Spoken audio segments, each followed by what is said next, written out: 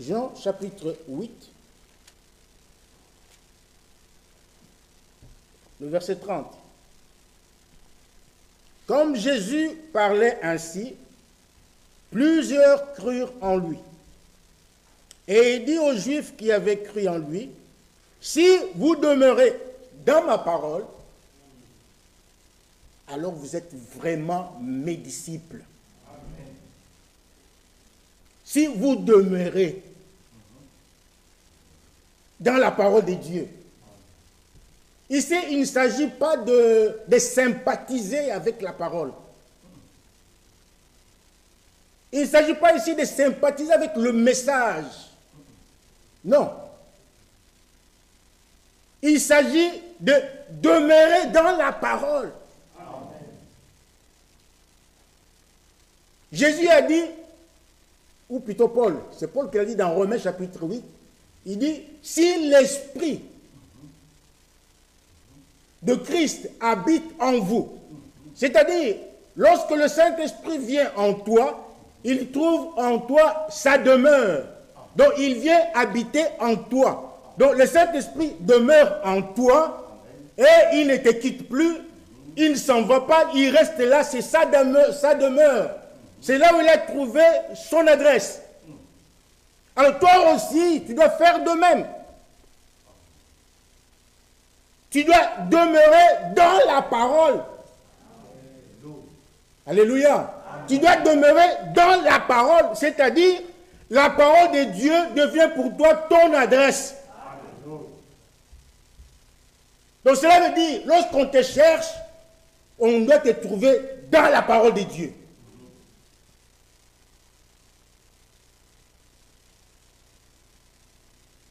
Si vous demeurez dans ma parole, vous êtes alors réellement, vous êtes vraiment mes disciples.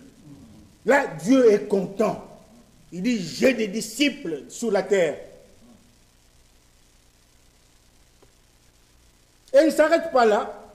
Il dit au verset 32, et vous connaîtrez la vérité. Et la vérité vous affranchira.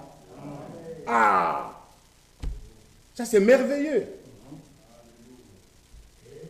Donc lorsque nous connaissons la vérité, donc c'est-à-dire lorsque nous connaissons la parole de Dieu, nous sommes affranchis. Nous sommes libres. Nous sommes libres. Nous ne sommes plus esclaves. Nous sommes libres, délivrés. Parce que c'est lui qui demeure dans la parole de Dieu. Même s'il a des démons en lui, tous ces démons-là vont s'en aller, vont le quitter. C'est une délivrance. C'est une délivrance. C'est lui qui trouve la parole, trouve la vie.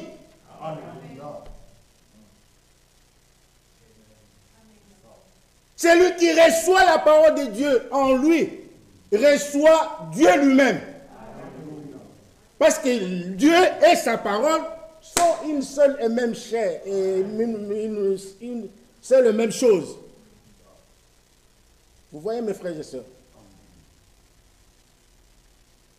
C'est pourquoi il faut aimer la parole de Dieu.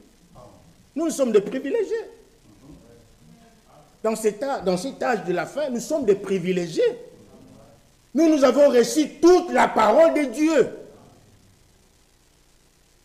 Mais les autres ont la parole de Dieu sans révélation, à moitié. Il y a des choses qu'ils lisent, qu'ils ne comprennent pas. Mais vous, vous comprenez cela.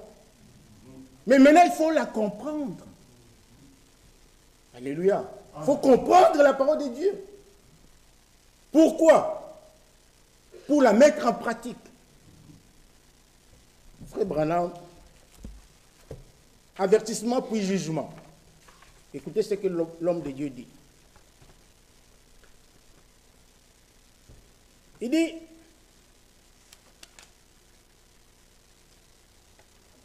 il faut connaître Dieu et sa nature avant de pouvoir comprendre sa parole. Il faut connaître Dieu. Le mardi, nous avons insisté. Nous avons lu Osée 4, verset 6.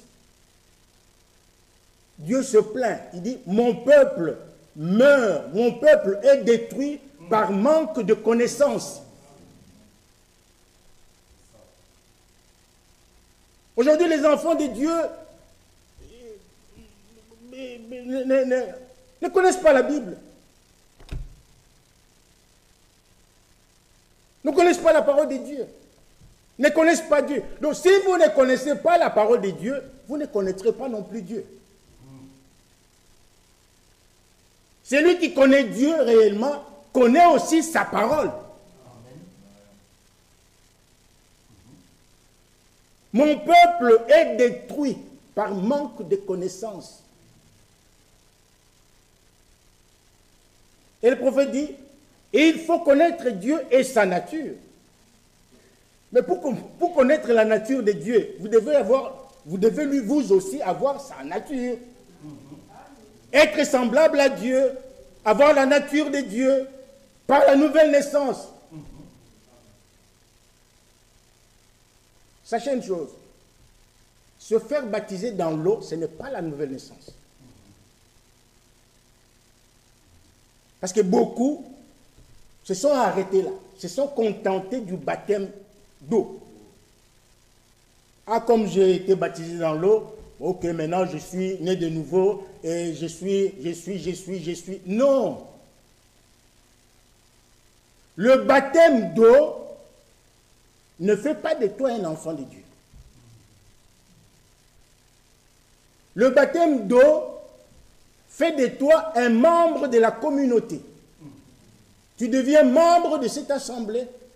Tu peux voter, tu peux manger la Sainte Seine, tout ce que tu veux. Mais pour être véritablement enfant de Dieu, il faut la nouvelle naissance. Ça, c'est un sujet qu'on doit toujours revenir, sur lequel on doit toujours revenir. Parce qu'il faut que ça pénètre.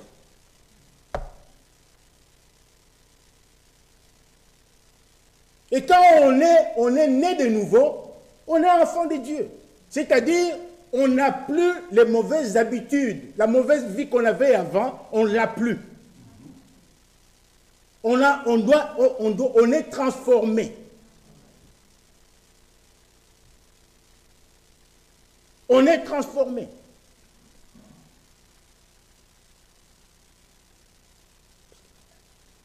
Un prince, les enfants du roi Philippe ne mènent pas une vie comme tous les autres enfants du monde qui sont en Belgique. Non. Ils ont une vie spéciale. Pourquoi? Parce qu'ils sont fils et filles du roi. Il y a des endroits où ils ne peuvent pas aller. Vous pouvez y aller, mais eux ne peuvent pas y aller. Pourquoi? Parce qu'ils sont fils des rois. Et ils ont un habillement spécial. Ils ne peuvent pas s'habiller n'importe comment. Non. Parce qu'ils sont enfants du roi. Toi aussi, quand tu deviens enfant du roi des rois, par la nouvelle naissance, il doit y avoir un changement dans ton comportement. Il doit y avoir un changement dans tes habitudes. Tes goûts doivent changer. Tes aspirations doivent être vraiment doivent changer. Parce que tu dois être distingué des autres. Il faut qu'il y ait une différence entre un enfant de Dieu et les autres. Donc nous devons avoir la nature de Dieu, n'est-ce pas, pour comprendre la parole de Dieu. N'est-ce pas? Mais c'est ce que Jésus a dit à Nicodème. Jésus l'a dit à Nicodème, dans Jean chapitre 3. Si quelqu'un est né de nouveau, il ne peut voir le royaume de Dieu. Et voir là signifie comprendre les choses du royaume de Dieu. Donc pour comprendre la parole de Dieu, vous devez naître de nouveau. Si vous ne la comprenez pas aujourd'hui, c'est que vous n'êtes pas encore né de nouveau.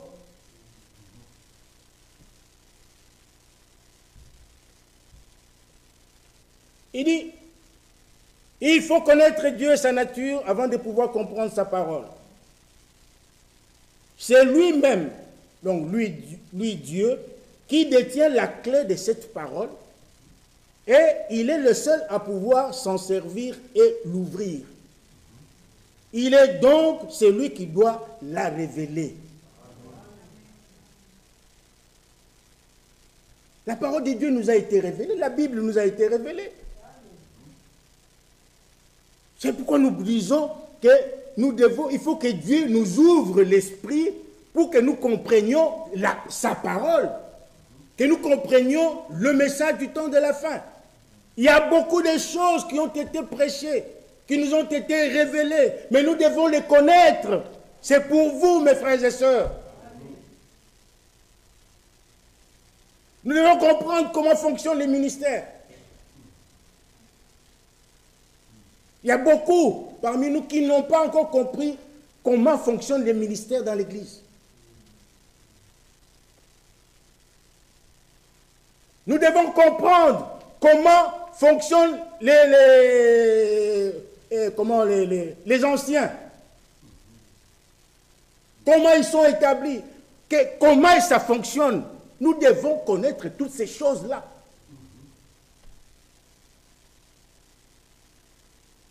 Nous devons comprendre comment fonctionnent les diaconats.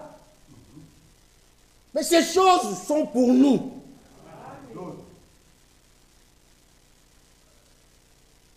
Ils sont pour nous. Allez dans les dénominations, vous verrez comment ils font du n'importe quoi dans les dénominations. Pourquoi? Parce qu'ils n'ont pas la révélation. Mais nous avons la révélation de la parole de Dieu. Le Saint-Esprit nous a tout révélé. Donc nous devons faire toutes choses dans l'Église du Dieu vivant conformément à la parole de Dieu. Mais nous devons comprendre ces choses. Comprendre les Écritures en ce qui concerne le mariage. Comprendre les Écritures en ce qui concerne... Il y a beaucoup... Mes frères, tous les sujets. Et Dieu nous a même révélé. Le prophète a enseigné un message important sur le mariage et le divorce. Mais les gens ont pris ce message, ils sont partis avec ça dans tous les sens. Mais si nous sommes enfants de Dieu, si nous sommes conduits par le Saint-Esprit, Romains 8, 14 dit, car tous ceux qui sont conduits par l'Esprit de Dieu sont fils de Dieu. Si nous sommes conduits par le Saint-Esprit, nous n'irons pas, comment dirais-je, nous n'allons pas déborder. Nous n'allons pas dévier. Nous allons rester dans la compréhension exacte donnée par le Saint-Esprit. Nous avons lu, si vous demeurez dans ma parole, vous êtes réellement mes disciples. Vous connaîtrez la vérité et la vérité vous affranchira. Vous êtes libres.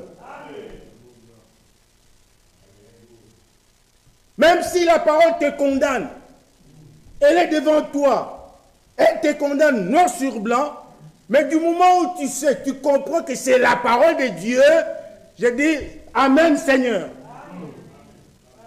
Je l'accepte. Que Dieu nous aide. Lorsque nous ne comprenons pas la parole de Dieu, nous commettrons toujours des erreurs. Que ce soit dans notre propre vie, que ce soit dans l'Église. Nous commettrons toujours des erreurs.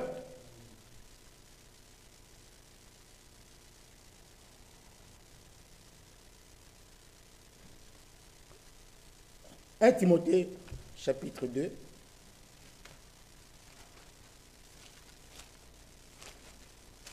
1 Timothée, chapitre 2.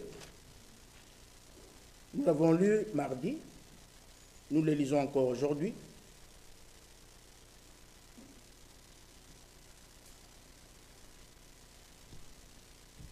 Le verset 4.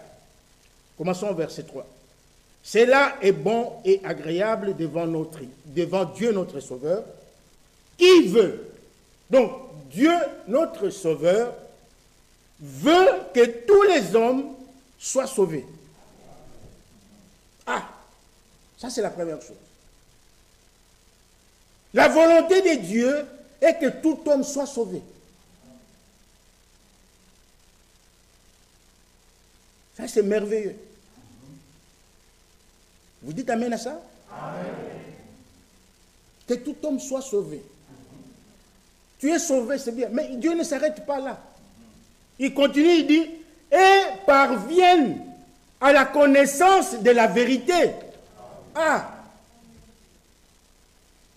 Nous devons parvenir.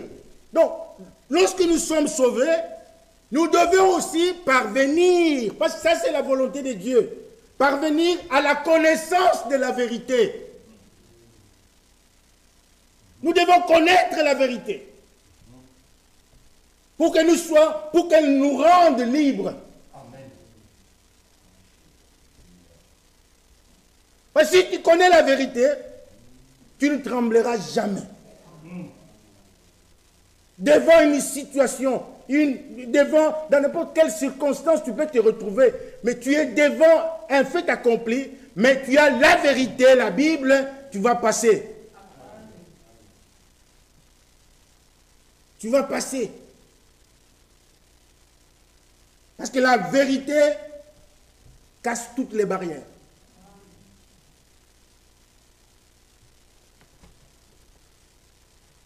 Nous devons connaître la vérité. Que Dieu nous ouvre l'esprit. Pour que nous comprenions sa parole. Pour que nous comprenions les Écritures. Ce n'est pas pour nous enorgueillir. Non. Avoir la connaissance de la parole de Dieu, la connaissance de la parole de Dieu, c'est dans la stature, la stature de l'homme parfait. Il y a aussi la connaissance. Ça, c'est une bonne connaissance. Connaissance des Saintes Écritures. Parce que lorsque le diable vient devant toi, il vient te tromper avec beaucoup de choses aujourd'hui, comme nous le voyons, toi, au moins, tu as la connaissance de la vérité. Tu sais comment échapper à cela.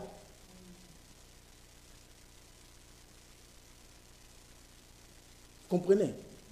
Il y a un témoignage qui me vient.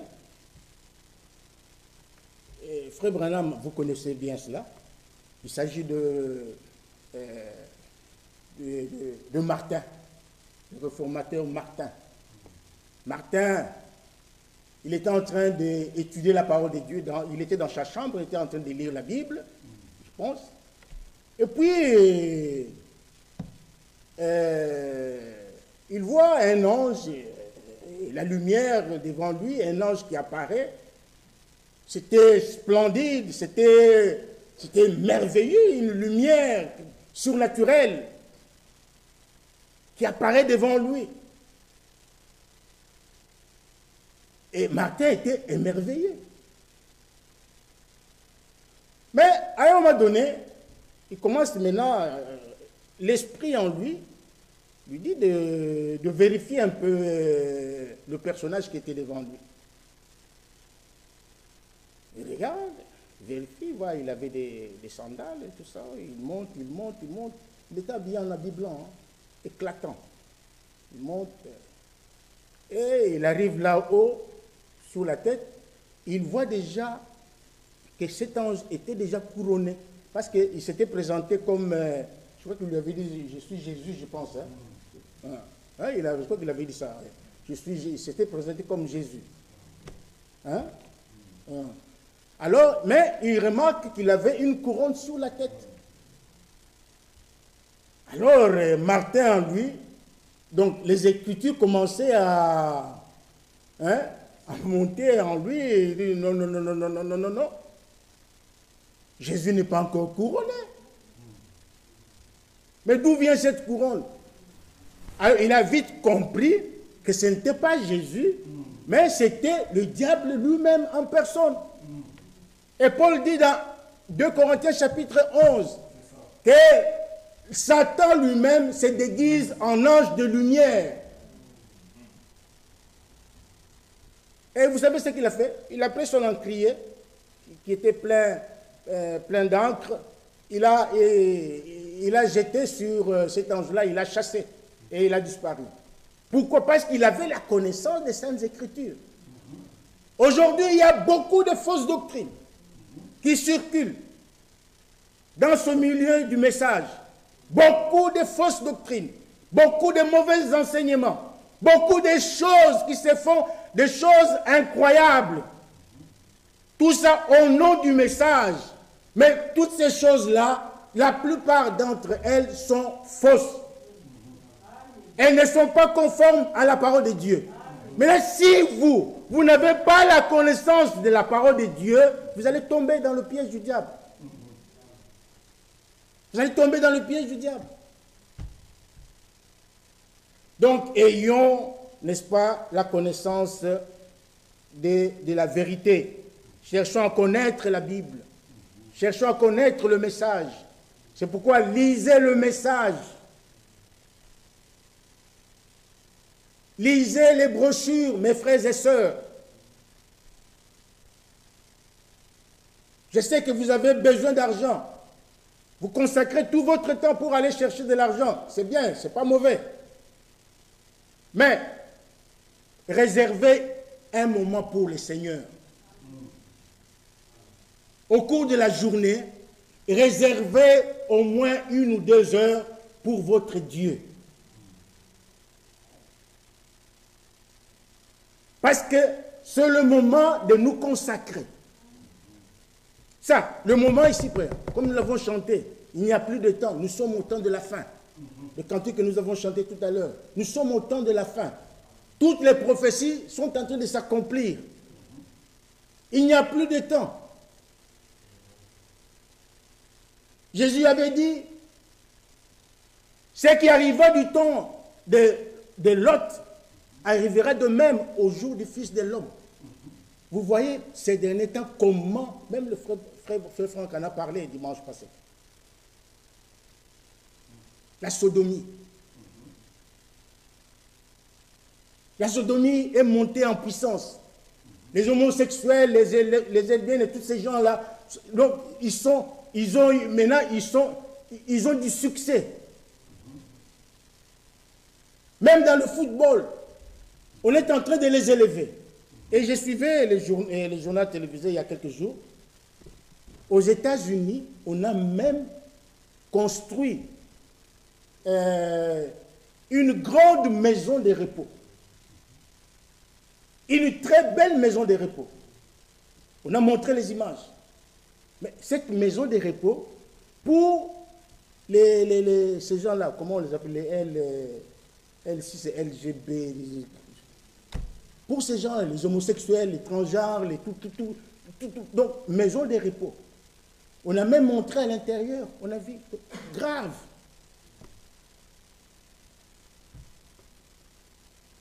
C'est pour vous dire que nous sommes vraiment à la fin. Jésus-Christ revient bientôt. Ce temps ici n'est pas un temps pour la distraction. Ne nous distrayons pas, mes frères et sœurs. C'est le temps de nous préparer sérieusement. C'est le temps de faire des grands sacrifices pour notre Dieu. Nous devons nous sacrifier. Vous cherchez l'argent, c'est bien. Mais le jour où il y aura l'enlèvement, si tu manques l'enlèvement, l'argent que tu as cherché là ne te servira plus à rien. Le plaisir que tu es en train de suivre aujourd'hui, ce plaisir-là sera amer. Il y aura de l'amertume après l'enlèvement. Beaucoup de gens vont pleurer. Et le prophète dit, les gens du monde ne seront pas étonnés. Non. Il dit, le pécheur celui qui vit dans la débauche et tout ça, lui ne sera même pas étonné. Il ne sera même pas étonné. Mais tous ceux qui seront étonnés, ce sont ceux qui ont connu la volonté de Dieu maintenant et qui l'ont négligée. Aujourd'hui, Dieu donne à chacun de nous l'opportunité de mettre sa vie en ordre. Dieu donne à chacun de nous, n'est-ce pas, mes frères et sœurs, ne faisons pas comme Pilate. Pilate avait l'opportunité, oh là là, Pilate avait le sauveur entre ses mains. Pilate, il avait le sauveur du monde entre ses mains. Jésus était à sa portée. Il y avait Jésus et Barabbas. Pilate devait faire le choix. Et ce choix-là, nous sommes, chacun de nous est devant ce choix-là. Comme Adam et Ève, dans le jardin d'Éden, ils devaient faire un choix. Il y avait l'arbre de vie et l'arbre de la connaissance du bien et du mal. Ils devaient faire un choix. Mais malheureusement, ils ont fait un mauvais choix. Et nous sommes aujourd'hui dans la mort, dans la souffrance, parce qu'à cause de leur mauvais choix. Pilate avait Jésus et Barabbas devant lui. Pilate devait faire le choix. Mais qu'est-ce qu'il a fait? Donnez-moi de l'eau. On lui a donné de l'eau. Il a lavé ses mains. Il a dit, ces histoires-là ne me regardent pas. Et il a raté l'occasion. L'unique occasion que Dieu lui avait donnée. Parce qu'en tant que gouverneur, il avait le droit de libérer Jésus. Parce qu'il n'avait rien fait. Et vous connaissez, vous savez l'histoire. Pilate, plus tard, il s'est repenti, mais c'était trop tard. C'était trop tard, et vous savez ce qu'il a fait? Il s'est jeté dans la mer bleue. Et il est mort. Dans la mer bleue. C'était une forme de suicide. Mais nous, ça sera encore pire. Parce que la Bible dit que ce qui arrivera après l'enlèvement, la Bible dit, les gens chercheront la mort, mais ils ne la trouveront pas. Vous allez chercher la mort, mais vous n'allez pas la trouver. La mort s'enfuira loin de vous. Pourquoi? Parce que vous avez négligé la parole de Dieu. La grande tribulation. Mais lisez la Bible. Aujourd'hui, vous êtes en train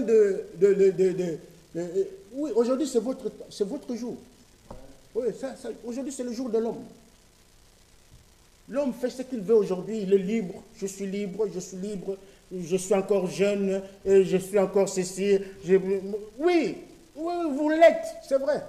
C'est vrai. Continuez. Allez de l'avant. Jeune homme, réjouis-toi dans ta jeunesse. Mais sache qu'un jour, Dieu t'appellera en jugement. Et ce jugement-là, c'est pour bientôt. Mais nous aussi, nous ne sommes pas là, nous n'attendons pas les jugements de Dieu. Non, nous n'attendons pas les jugements de Dieu.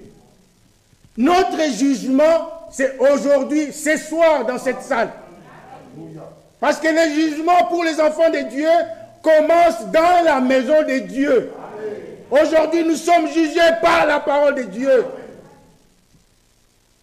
C'est pourquoi j'ai dit tout au début, acceptez la parole de Dieu. Même si elle est dure, vous devez l'accepter. Et dire comme ce groupe-là qui a dit, Seigneur, à qui d'autre irions-nous? C'est toi qui as les paroles de la vie éternelle.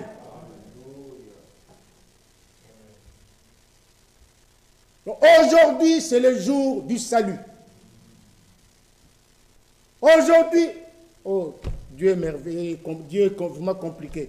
Ce n'était pas, tout ce que j'ai dit, ça, ce n'était pas ce que je voulais dire.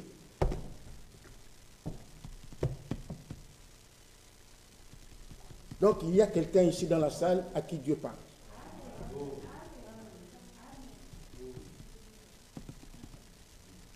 Aujourd'hui, c'est le jour du salut.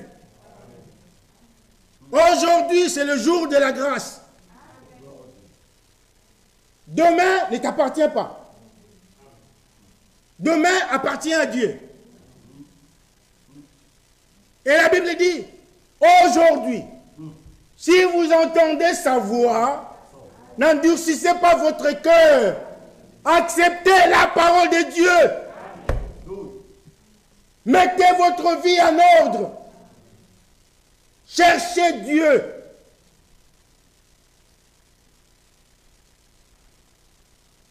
Dieu, on le cherche et on le trouve. Alléluia. Il faut chercher Dieu. Aujourd'hui, c'est le jour du salut. C'est le jour où nous devons faire des expériences avec notre Dieu. Chercher le baptême du Saint-Esprit.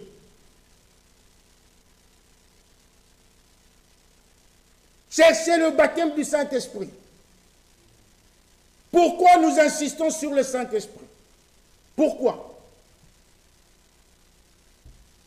Lisons quelques paroles, quelques versets de la Bible pour comprendre pourquoi la nécessité du Saint-Esprit, pourquoi chercher le Saint-Esprit. Nous allons lire quelques versets. D'abord dans Exode chapitre 31. Exode chapitre 31.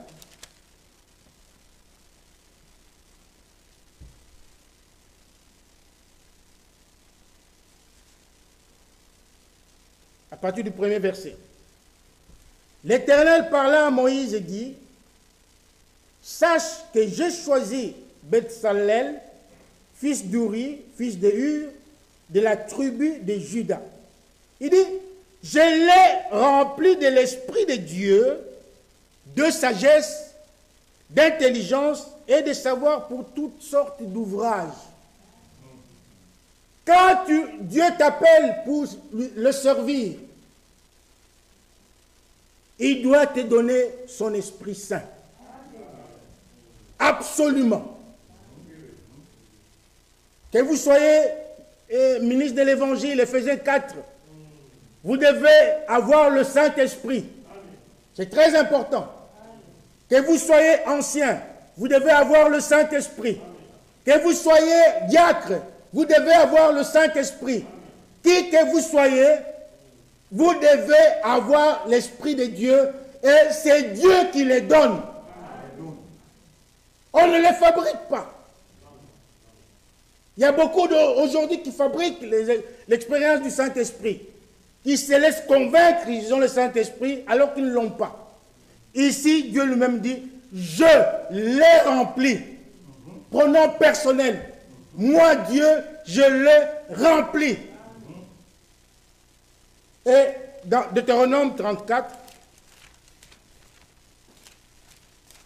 Deutéronome chapitre 34, le verset 9. Josué, fils de Nun, était rempli de l'esprit de sagesse. Donc le Saint-Esprit, c'est l'esprit de sagesse. Donc si tu as le Saint-Esprit, donc tu dois être un homme sage. Tu dois être une femme sage. La société aura toujours besoin de toi parce que tu as la sagesse de Dieu. Ce n'est pas la sagesse du monde, mais la sagesse qui vient du Saint-Esprit. Ça, c'est très important. Allons de l'avant. Ésaïe 11. Ésaïe chapitre 11.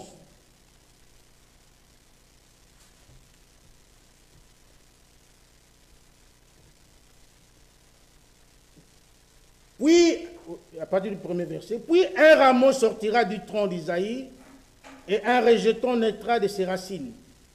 Maintenant, l'Esprit de l'Éternel reposera sur lui.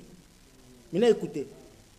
Esprit de sagesse et d'intelligence. Comment quelqu'un peut manquer de la sagesse s'il dit n'importe quoi, il fait n'importe quoi, et il dit qu'il a le Saint-Esprit? Tu dis que tu es sage, mais quand tu dis des choses, ça fait mal aux gens. Tu poses des actes qui font mal aux gens. C'est que tu n'as pas l'Esprit de Dieu. Parce que l'Esprit de Dieu, c'est l'Esprit de sagesse et d'intelligence. Esprit de conseil et de force. Alléluia.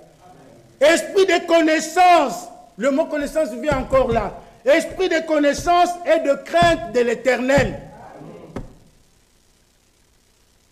Donc si tu reçois le Saint-Esprit, il te donne aussi la connaissance de la vérité. C'est ce qui est arrivé. Donc Jésus était là, qui représentait l'Esprit de Dieu, a ouvert l'esprit des deux apôtres, de ces deux disciples, pour qu'ils comprennent les Saintes Écritures, pour qu'ils aient la connaissance de la vérité.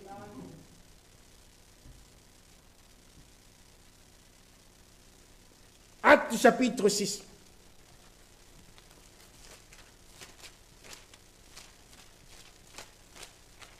Actes chapitre 6.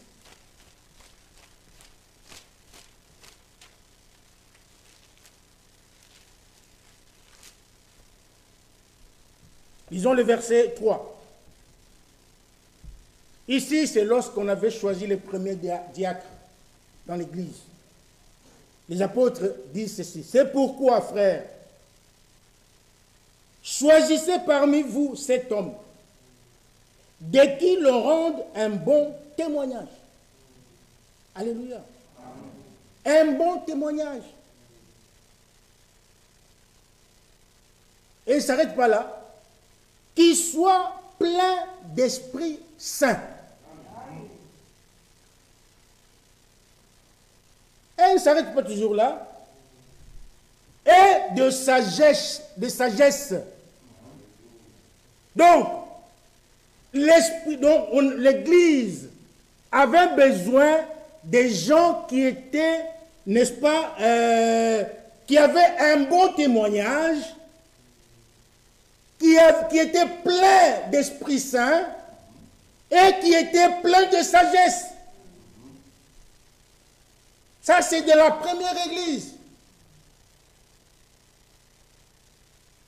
Mais cela doit aussi se répéter aujourd'hui. Si nous avons besoin de diacres aujourd'hui, nous devons avoir des gens qui ont un bon témoignage, des gens qui sont pleins d'Esprit Saint et de sagesse. Et il dit que nous chargerons de cet emploi. Je lis ce verset pour montrer l'importance du Saint-Esprit. L'Esprit de Dieu, c'est l'Esprit de sagesse, c'est l'Esprit d'intelligence. Si vous l'avez, vous devez être un homme sage. Vous devez être un homme intelligent. 2 Timothée chapitre 1. 2 Timothée chapitre 1, le verset 7. Le frère Michel a toujours lu ce verset. La Bible dit, car ce n'est pas un esprit de timidité que Dieu nous a donné. Au contraire, son esprit, dont le Saint-Esprit, nous remplit de force. Il ne s'arrête pas là, il nous remplit aussi d'amour.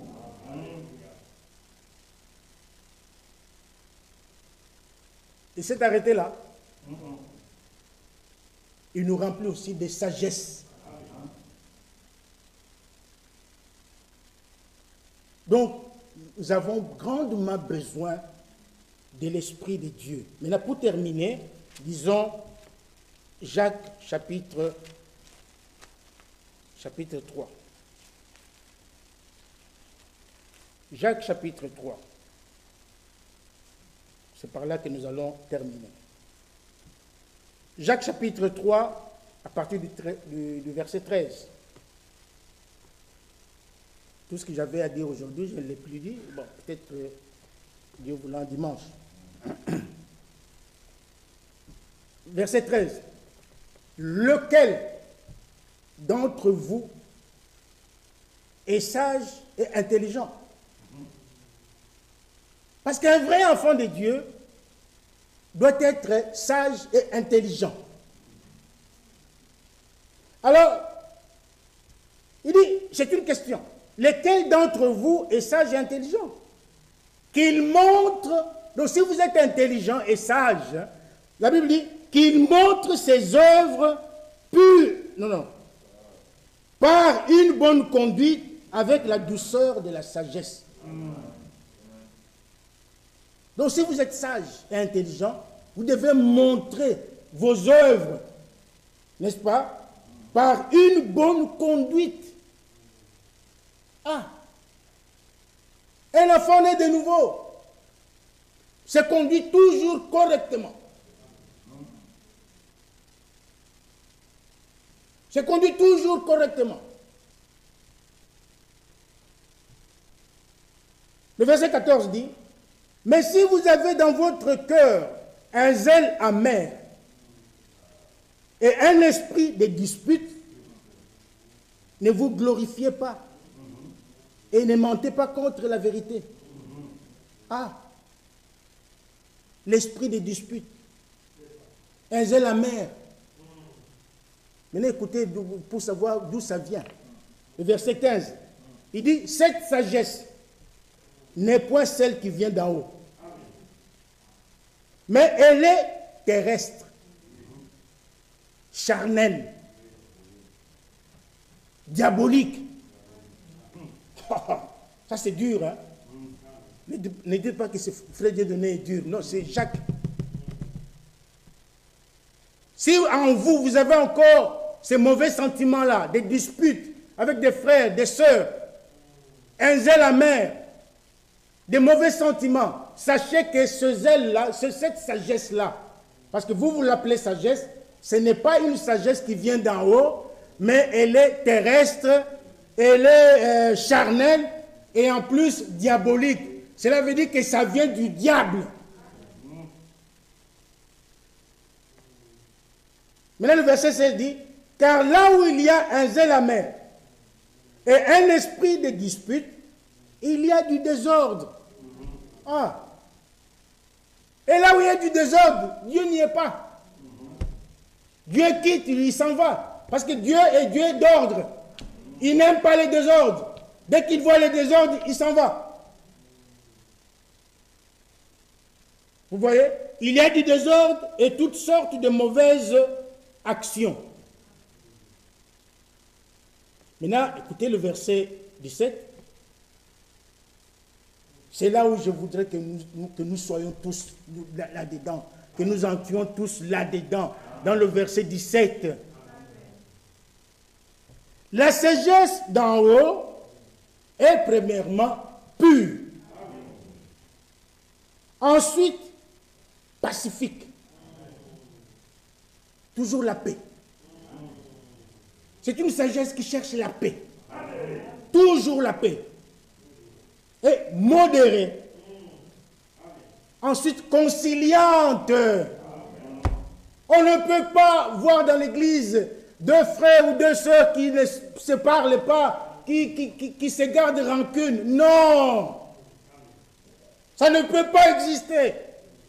Si vous êtes encore comme ça, c'est que vous n'êtes pas encore né de nouveau. Revoyez votre expérience. Implorez la grâce de Dieu. Parce que si vous avez la sagesse de Dieu, elle est conciliante. Elle est pleine de miséricorde et de bons fruits, exempte de duplicité, d'hypocrisie. Maintenant, le verset 18 dit, le fruit de la justice est semé dans la paix par ceux qui cherchent la paix. Mettez-vous debout. Nous allons implorer la grâce de Dieu. Que Dieu nous aide à avoir cette sagesse. Que Dieu nous aide à comprendre les Saintes Écritures. Que Dieu nous aide à à le plaire. Parce que nous ne venons pas ici pour plaire à quelqu'un, mais nous venons ici pour plaire à Dieu. Il faut que notre vie soit digne de l'Évangile. Que notre vie puisse plaire à notre Dieu. Alléluia. Prions.